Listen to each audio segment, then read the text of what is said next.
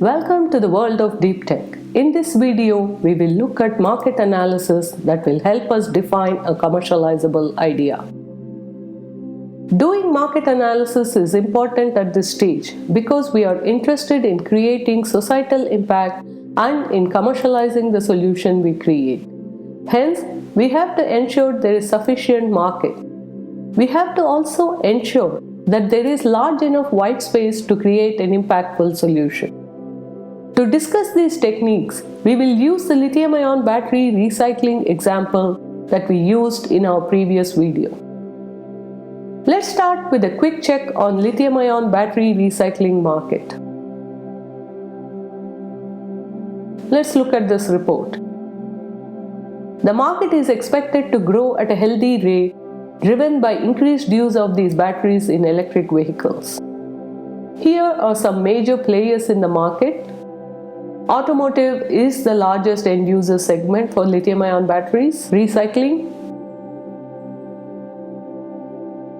Safety issues related to storage and transportation of spent batteries seem to be the key restraint limiting the growth of this market. Let's go and look at how the market is in India. There is a report by JMK Research. I downloaded it earlier. Let's take a look at it. Key players in page 21. Okay, zoom in a little bit. Okay, most of the major players seem to be using pyro or hydrometallurgy for recycling batteries, and both these processes are capital intensive. The market in India is also expected to grow in line with the global market. Here are 4 large companies in India that announced plans for setting up recycling facilities in the recent past, and other players that have recycling facilities. We could do deeper analysis on the technologies used by the 4 majors, but the rest of them seem to use hydrometallurgy or mechanical recycling alone or in combination.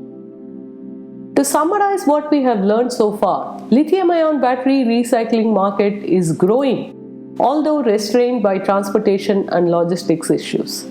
We could stop here and look into developing technology solutions we can provide to overcome these restraints. But let's take a slightly different approach and delve a few levels deeper. The recycling market is growing because the lithium-ion battery market is growing, which is in turn growing because of the electric vehicle market. Electric vehicle market is growing because of environmental considerations, which is a long-term stable trend.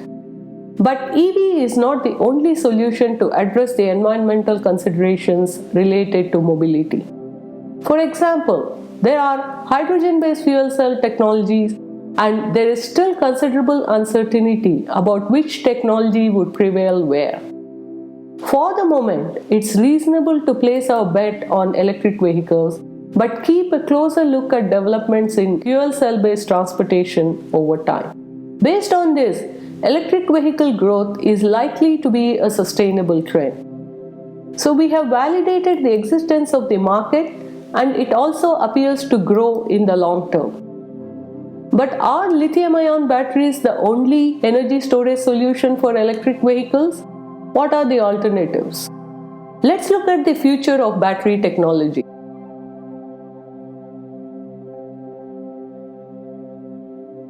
This is from Helmholtz Institute in Europe.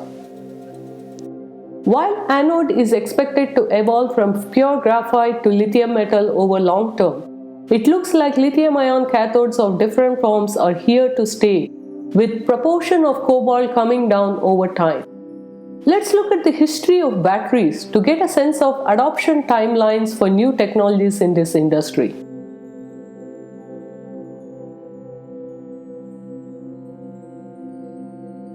While rechargeable lead-acid batteries were invented in 1859, it was standardized in 1970 and is still widely in use.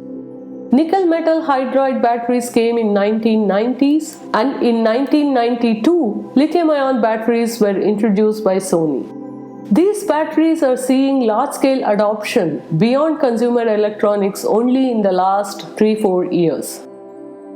While accelerating needs for energy storage could accelerate the adoption timelines, if we are looking at 2 to 3 year development timeline for initial proof of concept, lithium-ion batteries seem a reasonable bet for developing new technology in recycling space. Let's try to understand the lithium-ion battery market a little better. Here are some major companies in the global lithium-ion market. The market is growing at almost double the rate of recycling market and is quite large.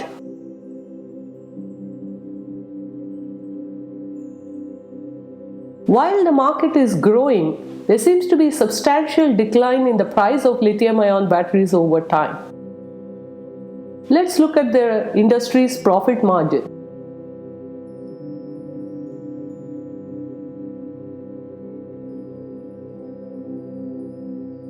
As you can see, battery market started to take off only in the last 3-4 years.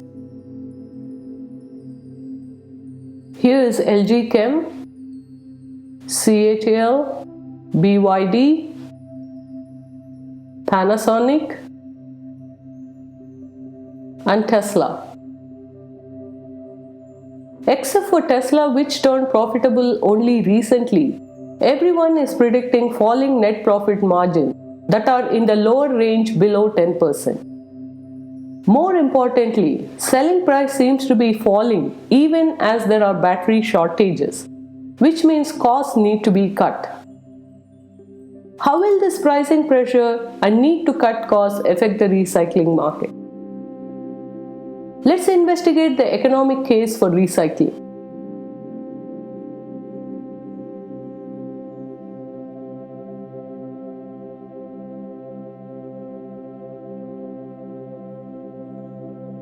Battery chemistry, as we saw earlier in this video, is moving towards reduced cobalt content. Most of the recycling processes recover metals and seem to be economical for batteries containing cobalt and nickel. Direct recycling recovers almost all components directly, but it is still an unproven technology and it is not clear how well the recycled material performs compared to virgin material. Here are savings from different methods. As cobalt decreases, hydrometallurgy and pyrometallurgy seem to become less and less economical. So what's the future of recycling?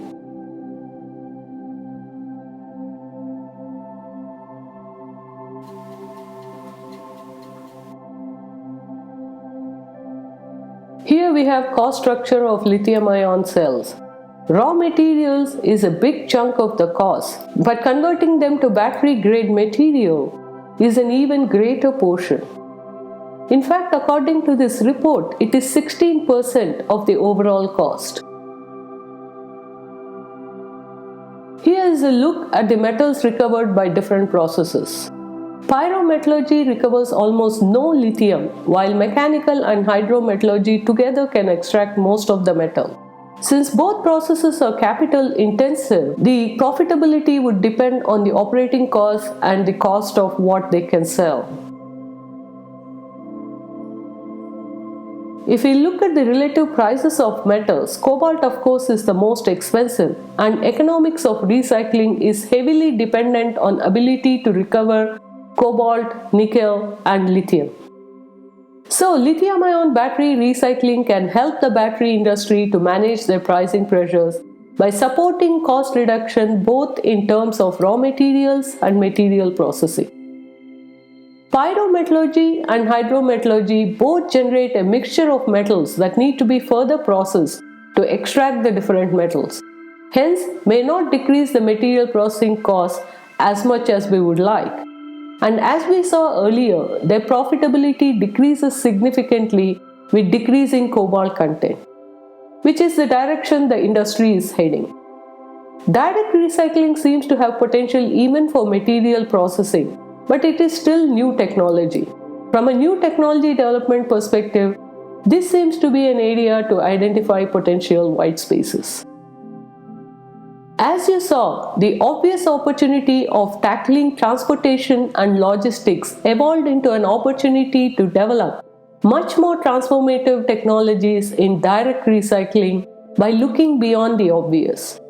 A lot of decisions on idea selection is also dependent on time horizon of commercialization and how the market dynamics are likely to play out in that time frame. Like a spy looking for clues and piecing them together, it requires deep investigation to try and identify a good commercializable idea for advanced technologies. In this example, a lot of data was widely available, which is in fact seldom the case for early stage deep tech. In those cases, a good starting point is selection of one of the pure play companies in the industry or a proxy for it and looking at the sector they belong to. The less data we have, the more educated guesses and assumptions we have to make. We have to be aware of these and make an effort to keep an open mind about course corrections along the way. Thank you.